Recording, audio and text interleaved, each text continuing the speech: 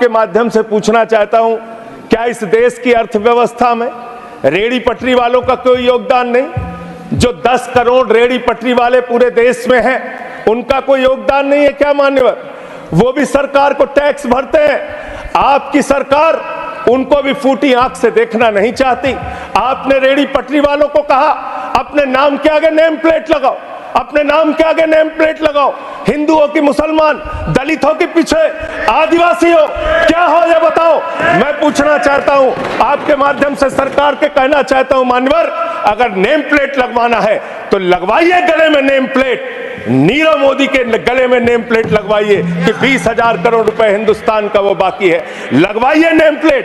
10,000 करोड़ रुपए विजय माल्या हिंदुस्तान का बाकी है, लगवाइए नेम प्लेट गले में ललित मोदी के कि 3,000 करोड़ रुपए हिंदुस्तान का लूट के भाग गया, लगवाइए नेम प्लेट। मान्यवर, मैं कहना चाहता हूं नितिन संदेशरा के कि वो 6,000 करोड़ रुपए हिंदुस्तान का लूट के भाग गया, लगवाइए name plate.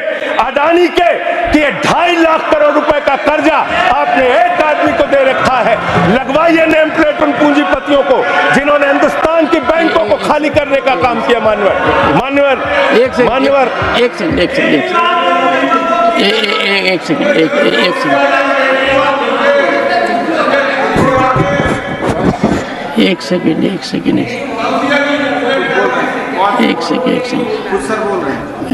Honorable member, and you are a senior person. Sanjay ji, you are a senior person. धारा प्रवाह में आप काफी कुछ कह गए फिगर्स के बारे में, बाकी तो you can make your point, no difficulty about it. One second, तो the figures which you have given, you will have tough time in proving them because these have been taken in stride. So all that will be deleted, and we will, unless you have real factually firmed up material, use a name. Other make your point. ठीक है sir, ठीक है sir, thank you sir, make your point. Thank you sir. मानवर, मैं तो ये कहना चाह रहा था आपके माध्यम से कि इस तरह के काम देश के अंदर नहीं होने चाहिए। भारत एक धर्मनिरपेक्ष राष्ट्र है और हम जानते हैं अपनी सामाजिक व्यवस्था में, मैं जानता हूं इनके मन में दर्द होगा मान्यवर, अभी चुनाव हारे हैं ये उत्तर प्रदेश में, तो वहां पर अगर कोई बोर्ड लगाएगा जाटव ढाबा, एक सेकंड, जाटव ढाबा कोई लगाएगा, कोई अपने ढाबे के आगे अगर वाल्मीकि ढाबा लिखेगा तो आप लोग उसके यहां खाने नहीं जाओगे। मैं जानता हूं आपकी मानसिकता।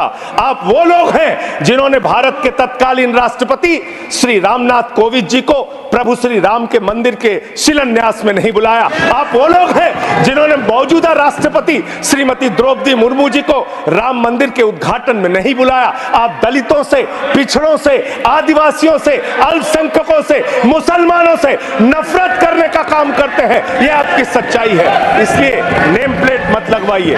नेम प्लेट लगवाना है तो जिन्होंने देश की बैंकों को लूटा है उनका नेम प्लेट लगवाइए। और मान्यवर, मैं आपसे, आपके माध्यम से इस सरकार से कहना चाहता हूं, इनका बजट पढ़ रहा था मान्यवर, जेलों को भी इन्होंने कम बजट दिया। अरे जेल का बजट तो बढ़ा दीजिए, 300 करोड़ रुपए जेल का बजट बढ़ा दीजिए। अरे अभी हमको जेल में भेजा है, कल तुमको जेल में आना है, तुम सबको जेल में आना है। जेल का बजट बढ़ा दो, जेलों को ठीक कर दो, अगला नंबर तुम्हारा है, तुम्हें जेल में आना है, मिस्टर संजय जी, कम जेलों को तो ठीक कर दो, अगला नंबर तुम्हारा। मैं जेल के बजट पे बोल रहा हूँ मानवर, मैं जेल के बजट पे, 1 सेकंड, 300 करोड़ दिया, इनको जेल में आना है। 1 सेकंड। सदन के नेताजी से मैं अनुरोध करूंगा कि ये बहुत मार्मिक अपील है जेल का बजट बढ़ाने के लिए, और इस पर आप गौर फरमाइए। धन्यवाद सर, धन्यवाद सर, ठीक है ना, धन्यवाद सर। एक पृष्ठभूमि भी है मान्यवर, इसका ध्यान रखा जाएगा। में इन्होंने न्यायपालिकाओं के लिए जो बजट रखा वो नाकाफी है। 5 करोड़ केसेस पेंडिंग है इस देश के अंदर, और 6 लाख लोगों को पूरे देश में जेलों में रखा गया है, जिसमें करीब 76% अंडर ट्रायल हैं। इसका मतलब आपका मकसद न्याय दिलाना नहीं है, आपका मकसद किसी मामले की सच्चाई तक पहुंचना नहीं है, आपका मकसद है पकड़ पकड़ के एक एक व्यक्ति को जेल में डालना। आपने दिल्ली के मुख्यमंत्री को, जिनकी शुगर 36 बार 50 से नीचे जा चुकी है, आपने दिल्ली के मुख्यमंत्री को पकड़ के जेल में डाल दिया। नहीं मानवर, अब इनको बार बार मौका मत दीजिए, मुझे अपनी बात पूरी करने दीजिए। I am not yielding sir, I am not. आपने 2 बार कहा, हैबिट बना लिया इन्होंने सर। दिल्ली के मुख्यमंत्री को सर इन्होंने पकड़ के जेल में डाल के रखा। दिल्ली के शिक्षा मंत्री को इन्होंने 2 साल से जेल में रखा। दिल्ली के स्वास्थ्य मंत्री को इन्होंने 2 साल से जेल में रखा। आप एक एक विपक्ष के नेता को पकड़ पकड़ के जेल में डालते हैं। हेमंत सोरेन को मुख्यमंत्री को जेल में आपने रखा, संजय रावत को जेल में रखा, अनिल देशमुख को जेल में रखा, सबको पकड़ पकड़ के आप जेल में रखते हैं। बंगाल के 3 मंत्रियों को आपने पकड़ के जेल में रखा। आपका मकसद ट्रायल कराना नहीं, न्याय दिलाना नहीं, आपका मकसद हम लोगों को पकड़ के जेल में रखना है। जितना जेल में डालोगे, जितना जेल में डालोगे, मैं आपसे कहना चाहता हूं, जितना जेल में डालोगे उतना गर्त में जाओगे। जिसने भी ये राजनीति की है उसका समापन हो गया है। अभी 240 पे पहुंचे हो, कल 24 पे पहुंचोगे, इसके बाद 2 पे भी आओगे। मैं तो 1-2 मिनट और मैं बस कह के अपनी बात खत्म करूंगा, मेरे टाइम में से उसको काट लीजिएगा। मान्यवर, भेदभाव की बात, सबसे भेदभाव इनको करना है। मुसलमानों से भेदभाव, सिखों से भेदभाव, ईसाइयों से भेदभाव, दलितों से भेदभाव, पिछड़ों से भेदभाव, और अब राज्यों से भेदभाव, राज्यों से भी भेदभाव, महिलाओं से भेदभाव, राज्यों से भेदभाव। क्या भेदभाव किया सर इन्होंने? 2,32,000 करोड़ रुपए, 2,32,000 करोड़ रुपए दिल्ली के लोगों ने सरकार के केंद्रीय खजाने में टैक्स के रूप में दिया, जीएसटी और इनकम टैक्स के रूप में। बदले में हमको कितना मिलता है? 0।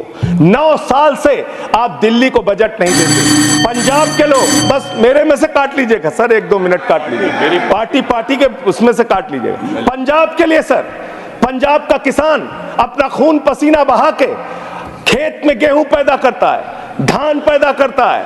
आपने 8,000 करोड़ रुपए पंजाब के विकास का पैसा रोक रखा है, विपक्ष के राज्यों का पैसा आपने रोक रखा है। ये भेदभाव क्यों कर रहे हैं आप क्यों कर रहे हैं? आप लिखते हैं राज्यों के विकास से देश का विकास है, ये आप राज्यों का विकास कर रहे हैं। एक एक करके टारगेट करके विपक्षी राज्यों के साथ आपने भेदभाव करने का काम किया। और अंत में कोई मुझे कह रहा था सारे बजट कम किए, शिक्षा के बजट को भी आपने कम कर दिया। मैंने इन लोगों से कहा शिक्षा से इनका कोई लेना देना नहीं है, शिक्षा से इनका कोई लेना देना नहीं। मान्यवर, क्यों लेना देना नहीं है? क्योंकि दिल्ली विश्वविद्यालय में मनुस्मृति पढ़ाने जा रहे हैं ये लोग। मनुस्मृति पढ़ाएंगे कि दलितों के, पिछड़ों के, जिनको आप शूद्र कहते हैं, आप शूद्र कहते हैं, अगर वो श्लोक सुन लेंगे तो उनके कान में पारा आप कैसे डालेंगे? ये पढ़ाई आप कराने जा रहे हैं दिल्ली विश्वविद्यालय में, ये पढ़ाई आप कराने जा रहे हैं। इसलिए मान्यवर, मैं आपसे यही कहना चाहता हूं, ये बजट हिंदुस्तान के किसान के खिलाफ है, ये बजट हिंदुस्तान के नौजवान के खिलाफ है, ये बजट हिंदुस्तान के व्यापारियों के खिलाफ है, ये बजट सिर्फ और सिर्फ मोदी जी के मित्रों के लिए बनाया गया है, मित्रों के लिए बनाया गया है, मित्रों के लिए बनाया गया है। The later part will not go on record.